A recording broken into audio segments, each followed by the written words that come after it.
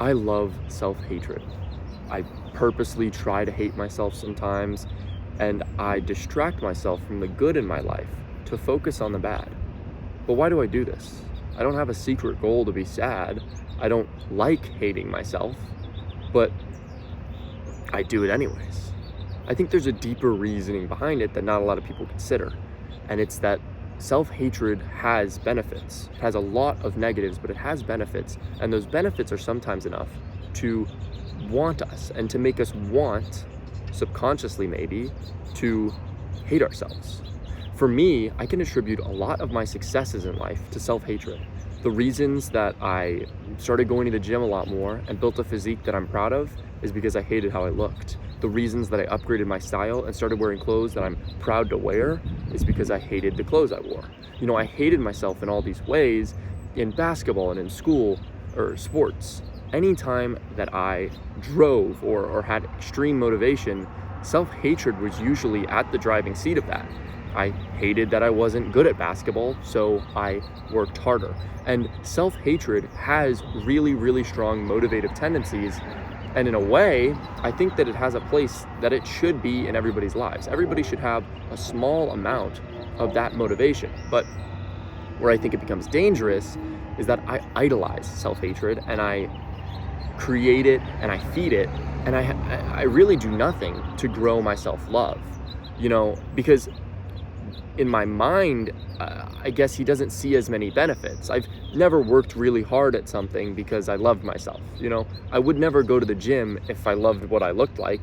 I wouldn't try to strive for more greatness if I was happy and content with where I was. So self-love is really good for quality of life. It's really good for just being happy, but for growing me as a person, it almost feels more beneficial to be in a state where you hate yourself.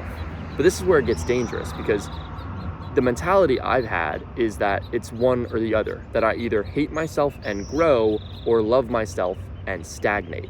And because of that, I've created an environment where I talk so poorly about myself, where I only focus on my shortcomings and never appreciate what I've done, my greatnesses. I think that so often we can get into states where we hyper-focus on all of the bad in our life, and we just write over and completely forget all of the greatness in us. We can look at ourselves and see a feature or a trait or a small part of us that isn't quite there yet, that might even not be there ever, a shortcoming we have.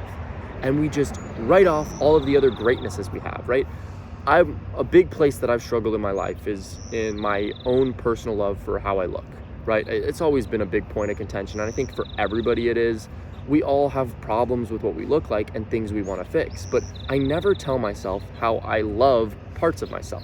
I always tell myself how I want to fix things. I never pride myself and give myself kudos and congratulations on building a good physique, on having a good style. In the mirror, I don't do that, because in the mirror, all I see is the things that I still want to change. The parts of my body, the parts of my face, the parts of my outfit that I still think are inadequate.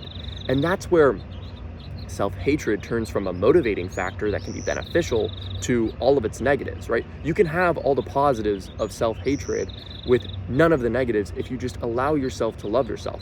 The big negative of self-hatred is that it can really eat you away, and sometimes it's the motivation you get from self-hatred can't do anything.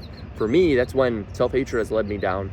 I can attribute it to a lot of my greatest successes, but I can also attribute it to a lot of my greatest failures, because a lot of the times when I hated myself, I would make choices that I thought were going to benefit me that didn't, because there wasn't anything I could do about them. Like, there were things that I wanted to change about myself or fix about myself that I couldn't fix, that I couldn't change.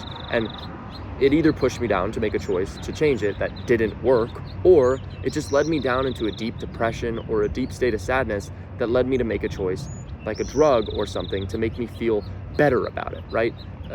And this is where self-hatred can consume you. It's okay to listen and see yourself in flawed ways, but you have to accept that that's such a small part of you. There's so much greatness in you, and there's such little bad in you that it's okay to be a little bad. Nobody's perfect. Nobody wants to be perfect.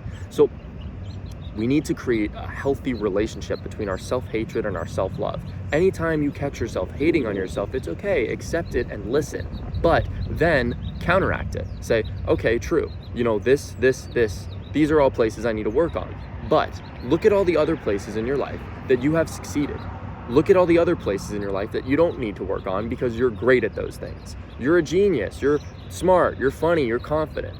Whatever the traits may be, you have way more good in you than bad. So yes, look at the bad, try to fix the bad, take the bad and try to grow with it. I'm not saying to stagnate and become happy with every part of you, but you should be overwhelmingly happy with yourself, and you should never forget about all the good you have and zone in on just the bad.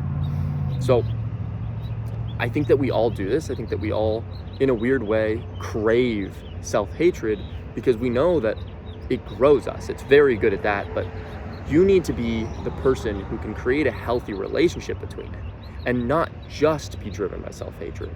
Be driven by growth and love for yourself. You are way better than you let yourself believe.